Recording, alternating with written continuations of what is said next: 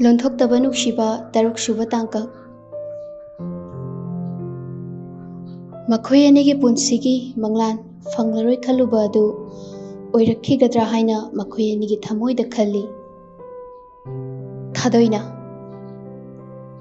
aina khaliba wakhal asibu lalabra asengba nungshiba magidamak aina minamlaga chatlabadi magi punsida kari hoigani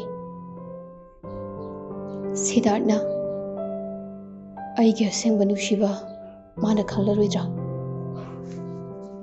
matang aduda kanano khangdaba mana call tawraktuna thadoida wahai athiba kaya ama hairakli daina tawga yauna tawribani haibagum yeknabi amagum thadoida khalli thadoina kana matana punbidrabanina aingonda khanaba hawragena call tawraira natragana thabak amata leitraba thabak leitragana thabak pige law hairaga call adu kakre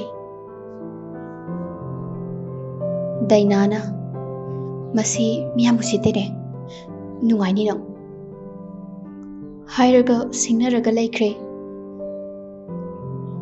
mamittagi mapi taraduna ningamdaba maga loinaraduna thadoi leirami Siddharth yamna lumna kauraduna asumna hairai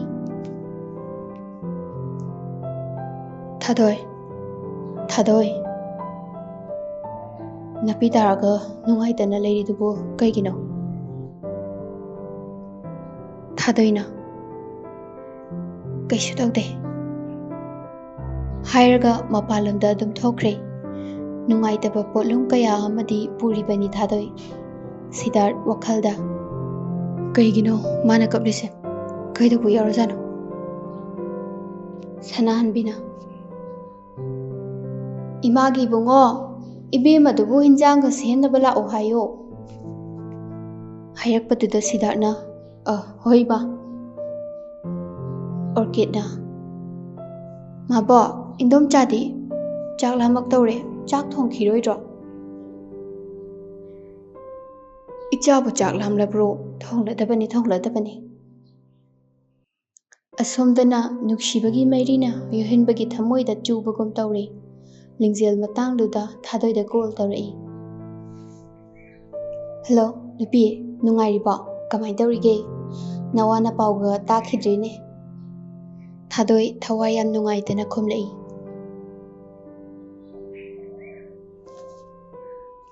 dainado call tawrami yam usittaba wahai khara hairami lingjelna moisina mi khudingi khanaba dam haurise kaigino habanida yares moi wase doglasida hoi bema nungaiba paw ma tambiura kai pawno aisu ama khanare thadoina is midi yam tawramiko kaiming kauge Ronald kawe magi mingdi mi syam pai aigisu yam khanbijani haiduna noi thadoina phare bema natradi nangsu adumaina leidoine ado ai horen call tawrake thamage ai chak amukta thongkhige phajana thongdo wakhal nungai tabe yam khanganu bema hanagi phajabada halhanganu masigi nupisina haibasima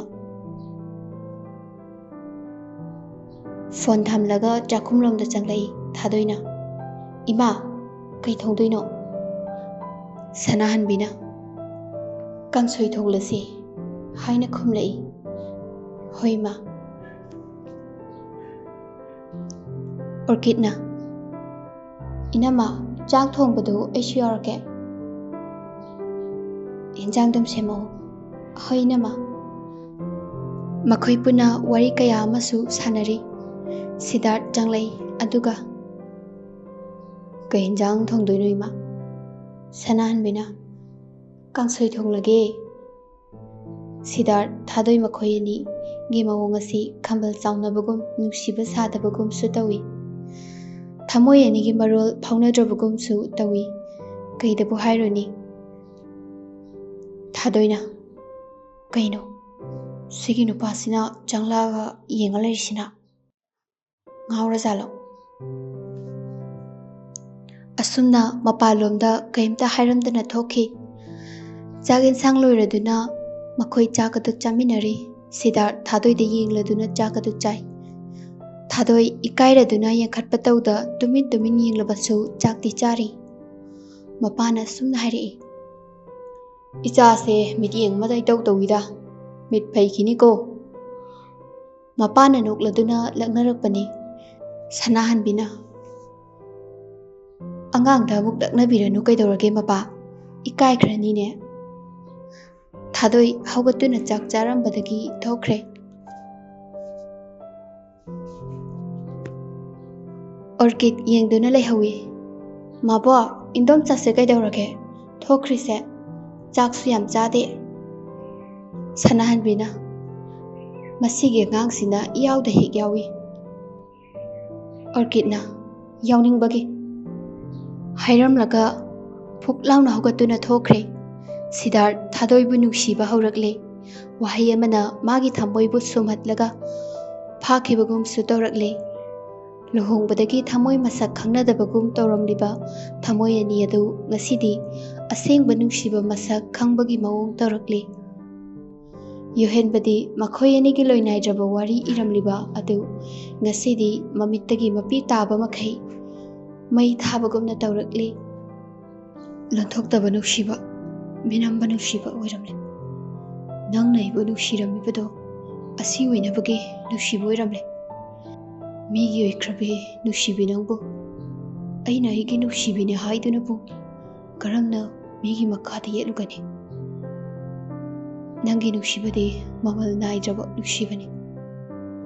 Hairaduna waraba yohenbagi thamoi adu thariba dairi adugi manakta pena kapjari. Thadoisu yohenbadi nungsidaba nate thamoidadi nungsiribani. Thadoina aina yumnak sagai honglabasu thamoida nangi saktam lengdana leiri. Aisu nangbu ningsingduna pirangse. Waraba thadoigi thamoi adu themjinbinaba leijade. Mathangi numidi thadoi bazarda lai. Lambida yohenba ngauba magum chattuna lehauba aduri. Karimata khangjinadaba saraduna thadoi adum lakle. Oihoriba mahaki mawong adu ubada thadoi thamoida pena kakwajai. Karimata di hairaroi. Aigi nungsibadi magi mafamda piraroi haibagi matagum leirami. Asomdana leisi amadi lakigi romance da miyoi pumba chaknare. Leisina nang nupa yam thokmande. Aigi wabasu masak khangbide. Ai yam ikairai. Aigi nungsibase phagi taraga tokladra khalubada ai wai. Lakina aduma haba thoi nang aibu nungsiradi aibu thajabiyu kaidorage. Ai nangbu thajade haba natiye. Aigi wabase khangbiyo habane. Aigi di chahise yaraktrabane. Hayengina mana nupi aribi mapure haradi aibu kairoidro. Aigi taimana kaidonungda dumna hairoi. Nang kainta khanganu. Aina nangidamakta lepladi yaraba natro. Nangna boigi lepirani haradi kaigi wadoinuina. Adudi halasi matamsu thengi. Makhoi anigi wari mipum khudingmakna khangdaba nate loina khangnare. Nungshiba haibase nangi gi thamoi anigi oiba mari aduni. Paisa lanthumna lepakkadaba nate.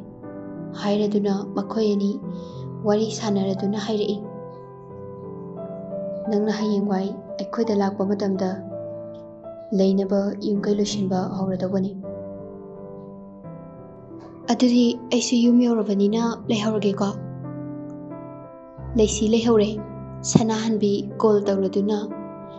Imagi bungo nangbu halaktribo. Ima ai lambida halaiye. Haiduna laki khumlai. Sanahanbina Phare phare hello matam se yamna phatrabani. Hojik ꯍꯥꯏꯗꯨꯅ phone ꯑꯗꯨ ꯀꯛꯈ꯭ꯔꯦ꯫ ꯂꯤꯡꯖꯦꯜꯒ ꯔꯣꯁꯟꯒꯗꯤ ꯆꯦꯜꯂꯗꯨꯅ ꯊꯥꯗꯣꯏ ꯍꯣꯏꯔꯣꯝꯗ ꯂꯥꯛꯂꯝꯃꯤ꯫ ꯂꯤꯡꯖꯦꯜꯅ "ꯊꯥꯗꯣꯏ, ꯊꯥꯗꯣꯏ" ꯍꯥꯏꯗꯨꯅ ꯀꯧꯔꯛꯏ ꯃꯄꯥꯟꯂꯣꯝꯗꯒꯤ꯫ "ꯑꯍꯣ, ꯀꯅꯥꯅꯣ? ꯊꯣꯛꯂꯛꯑꯦ ꯊꯣꯛꯂꯛꯑꯦ" ꯍꯥꯏꯔꯗꯨꯅ ꯊꯣꯛꯂꯛꯏ ꯊꯥꯗꯣꯏ ꯏꯉꯛ ꯉꯛꯅ꯫ "ꯑꯦ, ꯀꯩꯅꯣ ꯇꯧꯔꯤꯁꯤꯅ? ꯅꯨꯄꯤ, ꯅꯣꯏꯕꯥꯅꯤꯒꯤꯁꯦ ꯆꯦꯜꯂꯤꯔꯣ?" ꯍꯥꯏꯗꯨꯅ ꯅꯣꯛꯐꯦꯠ ꯇꯧꯔꯛꯏ꯫ "ꯆꯪꯉꯛꯑꯣ ꯃꯅꯨꯡꯗ ꯋꯥꯔꯤꯒ ꯐꯖꯅ ꯁꯥꯔꯨꯔꯁꯦ, ꯂꯥꯛꯑꯣ" ꯃꯅꯨꯡꯗ ꯆꯪꯂꯛꯏ ꯊꯥꯗꯣꯏꯅ꯫ "ꯅꯣꯏꯕꯥꯅꯤꯁꯦ ꯌꯥꯝ ꯊꯥꯖꯗꯤꯌꯦ, ꯀꯃꯥꯏ ꯇꯧꯔꯤꯅꯣꯕ?" ꯂꯤꯡꯖꯦꯜꯅ "ꯅꯨꯄꯤ, ꯑꯝꯇ ꯂꯥꯛꯑꯣ, ꯑꯁꯣꯝꯗ ꯑꯝꯇ ꯂꯥꯛꯑꯣꯕ, ꯋꯥ ꯑꯝꯇ ꯍꯥꯏꯒꯦ." "ꯀꯩꯗꯧꯔꯒꯦ ꯑꯃꯨꯛ?" "ꯏꯃꯥꯗ ꯑꯝꯇ ꯑꯩ ꯆꯦꯜꯂꯦꯅ ꯑꯝꯇ ꯍꯥꯏꯕꯤꯌꯣꯕ."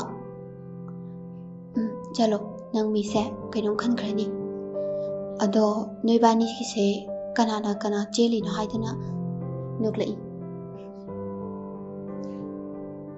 "ꯍꯣꯏ ꯏꯕꯦꯝꯃ, ꯍꯧꯖꯤꯛꯀꯤ ꯃꯇꯝꯗ ꯅꯨꯄꯥꯅ ꯅꯨꯄꯤ ꯆꯦꯜꯂꯁꯨ ꯅꯨꯄꯤꯅ ꯅꯨꯄꯥ ꯆꯦꯜꯂꯁꯨ ꯆꯞ ꯃꯥꯟꯅꯩ, ꯌꯥꯔꯦ, ꯅꯪꯒꯤ ꯋꯥꯊꯤꯒꯥꯗꯣ ꯀꯣꯟꯅ ꯇꯧꯔꯁꯤ.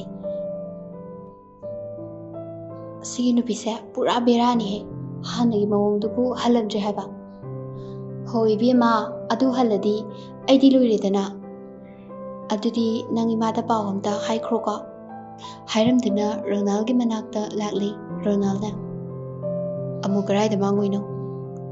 ꯂꯤꯡꯖꯦꯜꯅ "ꯍꯣꯏ ꯕꯨꯡꯉꯣ, ꯀꯩꯁꯨ ꯄꯥꯈꯠꯀꯅꯣ, ꯑꯩꯁꯦ ꯅꯪꯒꯤꯅꯤ. ꯏꯃꯥꯗ ꯄꯥꯎ ꯍꯥꯏꯕꯒꯤ ꯊꯥꯗꯣꯏꯗ ꯍꯥꯏꯔꯨꯕꯅꯤ. ꯑꯩꯁꯨ ꯏꯃꯥꯗ ꯄꯥꯎ ꯑꯝꯇ ꯄꯤꯈꯤꯒꯦ."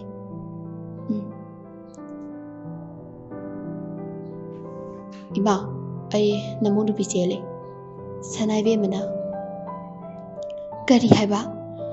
ꯏꯃꯧ ꯅꯨꯄꯤ ꯂꯥꯛꯇꯧꯔꯦ ꯍꯥꯏꯕ? ꯏꯃꯥꯗꯤ ꯑꯣꯟꯊꯣꯛꯅ ꯅꯨꯡꯉꯥꯏꯔꯦꯗꯀꯣ. ꯑꯗꯨꯗꯤ ꯍꯣꯔꯦꯟ ꯏꯃꯥ ꯍꯣꯏ ꯃꯃꯥꯡꯒꯤ ꯏꯅꯦ ꯍꯣꯏꯒ ꯇꯧꯔꯒ ꯂꯥꯛꯂꯒꯦ. ꯖꯒꯥꯗꯨꯕꯨ ꯀꯔꯥꯏꯗꯅꯣ?" "ꯃꯥꯒꯤ ꯃꯃꯥꯟꯅꯕꯤ ꯊꯥꯗꯣꯏ ꯍꯣꯏꯗꯅꯤ. ꯏꯃꯥ, ꯍꯣꯔꯦꯟ ꯂꯥꯛꯑꯝꯗꯥꯏꯗ ꯄꯥꯎ ꯄꯤꯕꯤꯔꯛꯎ, ꯑꯗꯨꯒ ꯑꯩ ꯐꯖꯅ ꯍꯥꯏꯔꯛꯂꯒꯦ." "ꯑꯗꯨꯗꯤ ꯏꯃꯥꯅꯦ, ꯃꯃꯥꯡꯒꯤ ꯏꯅꯦ ꯍꯣꯏꯗꯣ ꯄꯥꯎ ꯑꯃꯨꯛꯇ ꯍꯥꯏꯔꯛꯈꯤꯒꯦ" ꯍꯥꯏꯔꯗꯨꯅ ꯐꯣꯟ ꯑꯗꯨ ꯊꯝꯈ꯭ꯔꯦ꯫